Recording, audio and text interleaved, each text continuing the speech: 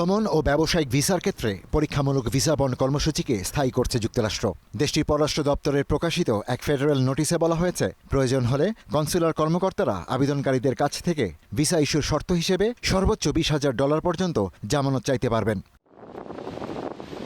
এই নিয়ম প্রযোজ্য হবে B1 ও B2 ভিসার ক্ষেত্রে, যা ব্যবসায়িক ও পর্যটন ভ্রমণের জন্য ইস্যু করা হয়। নতুন তালিকায় থাকা 50টি দেশের নাগরিকদের উপর এই কর্মসূচি কার্যকর হবে, যার মধ্যে 30টি আফ্রিকার দেশ। পররাষ্ট্র দপ্তরের ভাষ্য, 2025 সালে চালু হওয়া পরীক্ষামূলক কর্মসূচির অভিজ্ঞতায় দেখা গেছে, ভিসা বন্ড ব্যবস্থা ভিসার শর্ত মানতে আবেদনকারীদের উৎসাহিত করে। তাই সর্বোচ্চ বন্ডের পরিমাণ 15,000 থেকে বাড়িয়ে $20,000 করা হয়েছে। মার্কিন কর্মকর্তারা বলছেন, ভিসার মেয়াদ শেষ হওয়ার পরও অবৈধভাবে যুক্তরাষ্ট্রে অবস্থান কমাতেই এই উদ্যোগ। তবে অভিবাসন অধিকার কর্মীদের অভিযোগ, এতে বৈধ ভ্রমণও নিরুৎসাহিত হবে। তাদের দাবি, ট্রাম্প প্রশাসনের কঠোর অভিবাসন নীতির ফলে বৈধ অভিবাসনও আরও কঠিন হয়ে উঠছে।